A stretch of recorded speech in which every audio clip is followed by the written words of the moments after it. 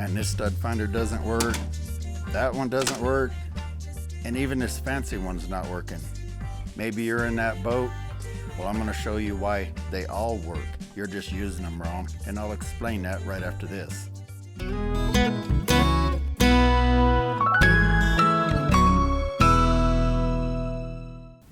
Hey, thanks for stopping by my channel here at That Kilted Guy Videos.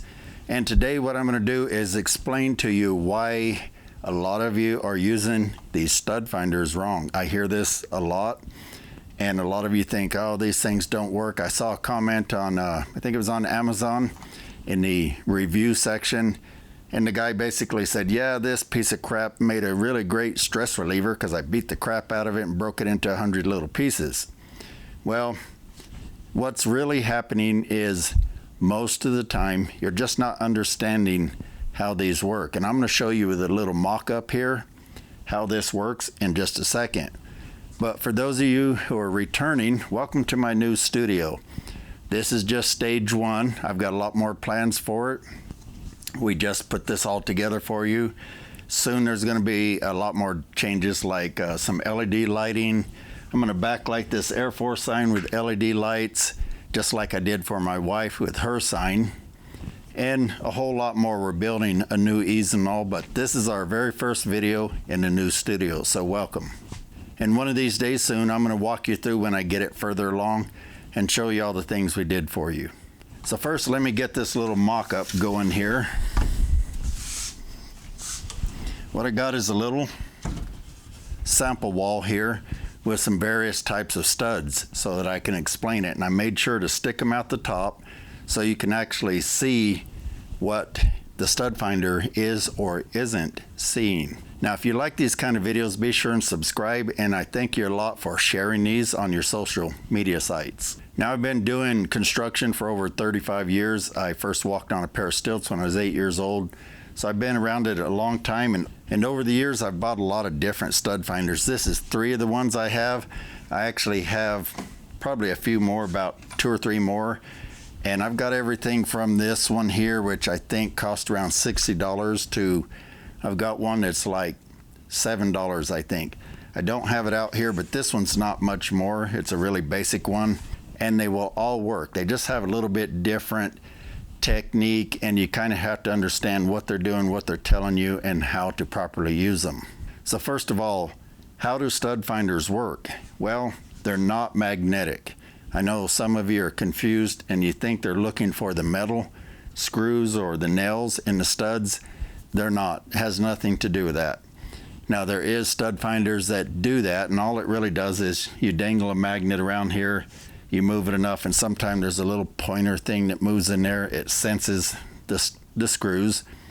But those are terribly slow, terribly inefficient, because if you go right here, it's not going to find it. So you're like scanning all over until you find that screw.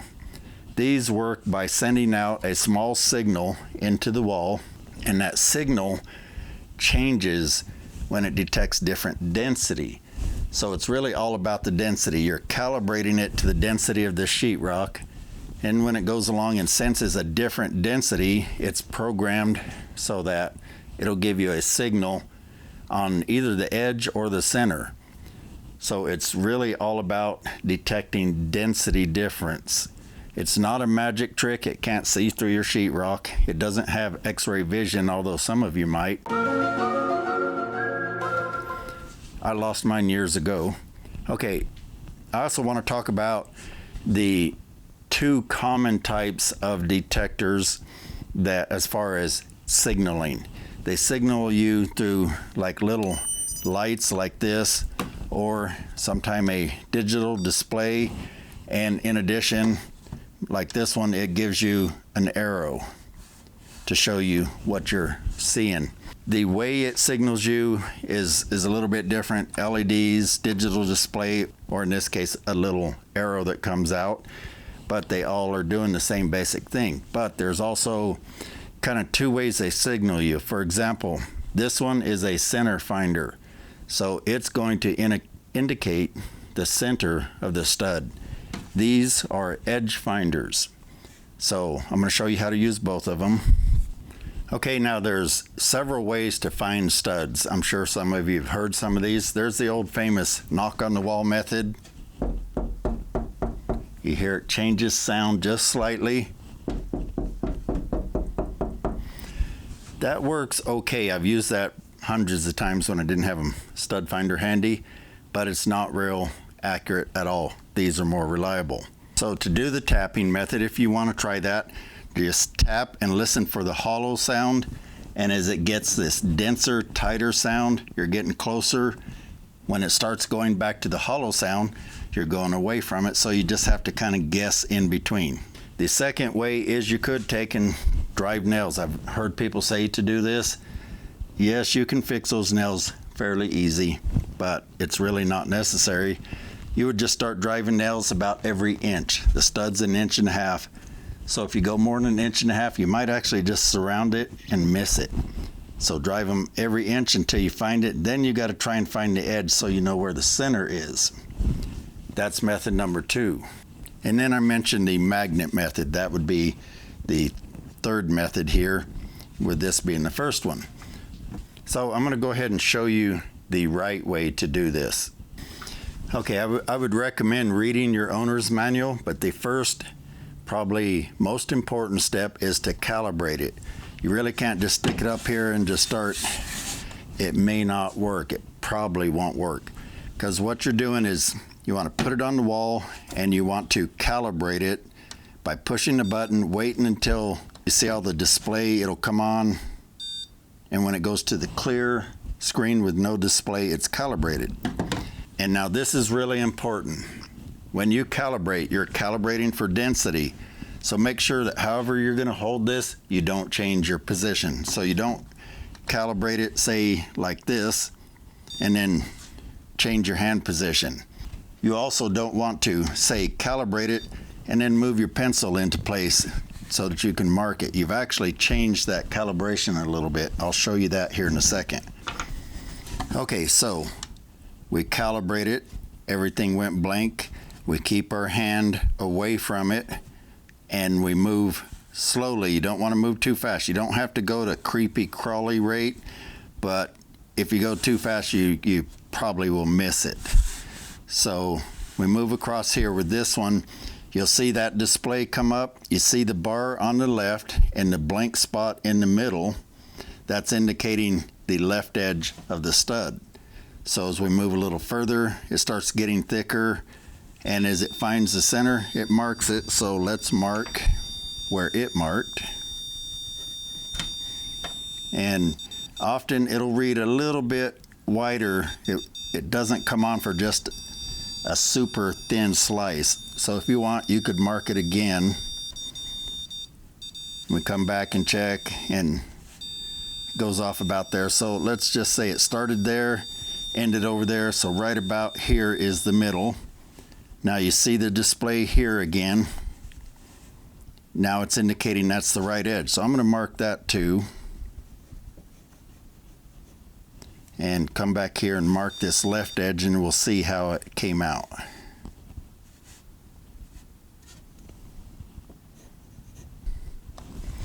Okay, I'm not left-handed, so let me make my marks a little clearer. Now, here's an important thing to keep in mind. These don't always read real accurately on the edge. I can show you how to make it read more accurately. What's more important is that you get a right edge and a left edge and a middle for this style. For this one reason I like it is it said the middle's right there. Well, the middle really is right there. It's pretty dang accurate. It may be off by just a tiny bit. Now let's try the edge finder and just kind of ignore this light over here. This is indicating electricity, and when I do this, sometimes it goes off because there's lights up here. It's really sensitive to electricity. That's supposed to help you not drill into electrical. I don't usually pay attention to that because it's not real accurate. So let's start over here again. Calibrated, and I probably should have calibrated it with my hand further away. So there it's indicating left edge. when that top LED comes on, which is about the same as that mark. And right there. So this one's indicating slightly further to the right. And if we take the middle of that, it's slightly more accurate this time. These things will read slightly different each time. Okay, so we'll check this one out. Come across here. Same way when it hits the top LED, that's when this one indicates it. So right there, which is pretty much about the same as that mark. Come over here until it starts going away, and right there, which is almost exactly the same as this mark. So these two are reading almost identical.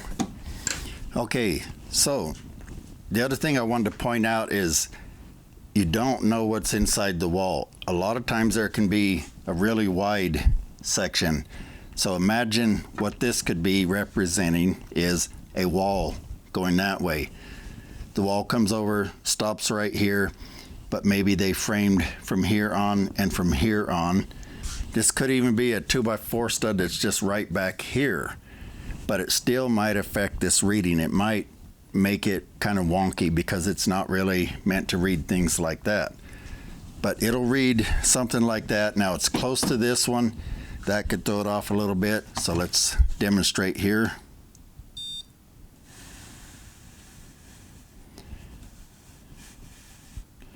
Okay, it's saying the left edge right there, and it found the center pretty decent on that one. Now let's see, right edge, it's saying about here. So if you use this screen and not just the arrow, it still tells you what the width of that is. So if you see something really wide like that, that might be why. It's not just screwed up. Now I want to show you another scenario. Sometimes there's two studs near each other, and that can really throw them off. So for example, let's calibrate, move across. It says right edge there. Now when I get my hand up here, it changes the calibration a little, but you move it away and it's back to where it was. I just screwed up and let go of the button. Let's do it again. So it's showing right edge, it's showing center, so it finds the first stud. But now it thinks it's one big wide stud because they're so close together. But if you look at the black lines, watch what they're doing. They're not ever really indicating the left edge until we get right here. So if you use both the black lines and the arrow, it found the first stud, but it found the right edge and the left edge of those two studs. So it still worked. It just, you have to kind of realize there could be that kind of framing in there. It probably would have a hard time with that one unless you come from this side. Now I'm going to show you how you often mess up and blame this thing. So let me show you a few examples. We've shown that this works when it's calibrated right. But let's say you forget, and I'm pointing this out because I've done this many times. Let's just say you calibrate from here, then you go, okay, let me get my pencil ready, and where's that mark? Right there. See how I just threw it off by that much? Now I move my hand. Even just getting your hand near, it's reading that density, so you can't change the position of your left hand if you're using your right hand to hold it, but you also can't do this. I've done this before. Let's say you start out in one position and you start moving and it's not comfortable, so you change your hand and it may read okay and it may not. Now I know my finger's probably blocking it a little bit. So there, it just threw it off a little bit. It's reading a 1/4 inch too far in. But there's other ways you could change your position, like you might decide to hold it two hands like I kind of did there. So if you decide to slide it across there, you see it now, it's going wonky. You're going to think, God, this thing sucks. It can't find anything. You just threw the calibration all out.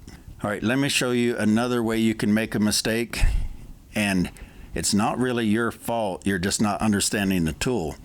You don't know what's behind this wall. We do, that's why this is sticking out, but normally you can't tell. So you stick your stud finder up here and you happen to land right on or near the stud and you calibrate it. Now when you move, the dang thing just starts flashing. It's like, all right, try it again. So you recalibrate it again and you go moving again. Oh, it goes to flashing again. You probably were just on the stud. It can even do that if, say, let's try this one. I'm going to start right near the right edge and calibrate it. Now see, it just can't find it because it's calibrated to that stud. It's calibrated to this density. Even if you're close to it, it can still throw it off. So if you go to scanning and you just can't find anything, try moving over about 3 inches and do it again. Now this time it's going to find it. So there's a couple tricks. Okay, there's a few reasons it might not work that have nothing to do with these, because these are really meant for a wall like this. Sheetrock, not a lot behind it. Insulation is okay. It's going to calibrate to that insulation, which will stay the same basic density through there. But some walls, like in apartments, motels, things like that, they have this stuff called RC channel, and it's a metal strip that attaches to the wall. Then it comes out about a 1/2 inch and then down, and it runs this way. So if you're trying to find a stud and you're scanning across there, it may never find it because that's just not what it's made for. If you go up and down, it might find it, but you'll probably be really confused thinking your carpenter was drunk and framed your wall horizontally instead of vertical.